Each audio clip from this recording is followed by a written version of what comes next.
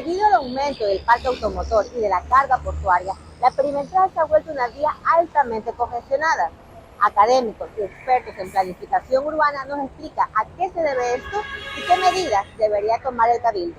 Esa vía fue diseñada como autopista. Muy pocas vías en el Ecuador tienen las características de autopista. Esta fue diseñada como autopista. Incluso originalmente tenía previsto una malla de los dos lados para que nadie tenga acceso, como toda autopista. Si usted ve en las autopistas no hay cruces a nivel.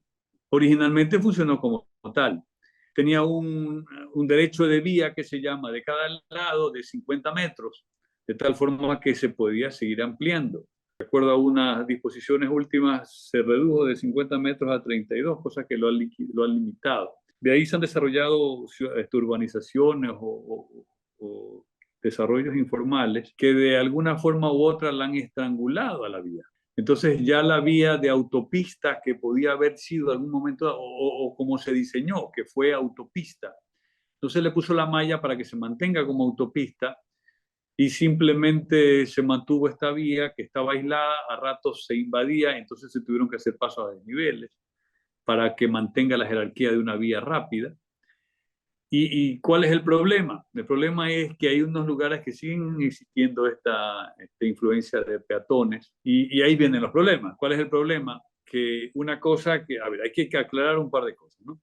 En las zonas urbanas o pobladas, el vehículo tiene muy poca importancia y en los países europeos no tiene ninguna importancia. Es decir, la parte céntrica prácticamente no pueden pasar vehículos livianos, sino solo buses, transporte público. Y en las autopistas las personas no pueden cruzar y no tiene ninguna importancia a las personas porque se le da facilidad al automóvil porque están fuera de la ciudad y no mantienen. Entonces, ese es el tema, pero cuando la población es mayor y tiene la obligación de cruzar, entonces ahí viene la confusión.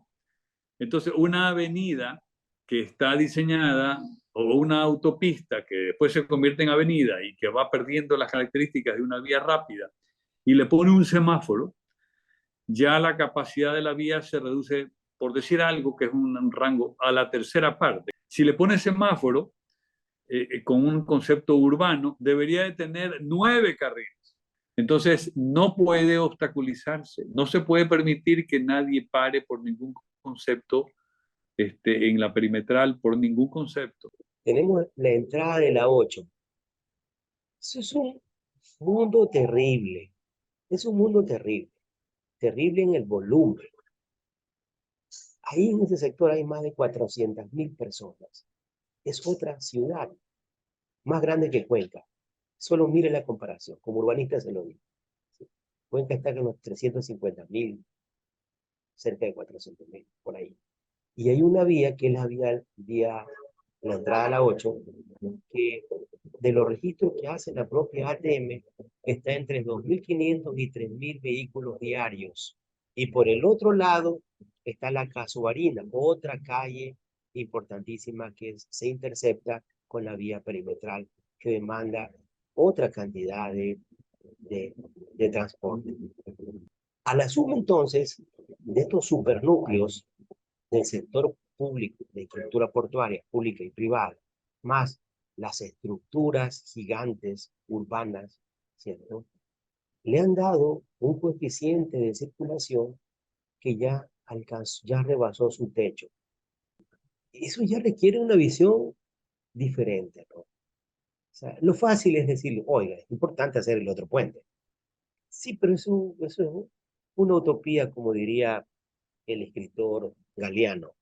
No es una utopía, ¿no? Eso en algún momento se va a construir y ojalá se construya. Pero en la situación que atraviesa la economía de nuestro país, yo la veo difícil, es lo más aconsejable, de hecho es lo más aconsejable porque sacaríamos todo el transporte pesado de la perimetral. La vía perimetral es un caso de estudio interesante de cómo el elemento de planificación, ¿no? Vial no está de acuerdo al elemento de planificación asentamientos poblacionales. Entonces, funciona que cuando construyes una vía, al mismo tiempo se puebla todo, ¿no? Entonces, las dinámicas poblacionales fueron por un lado y los proyectos viales fueron por otro. Eh, y eso es un tema de gestión del área urbana y del área cantonal, que, que la historia de Guayaquil es la historia de una débil planificación urbana.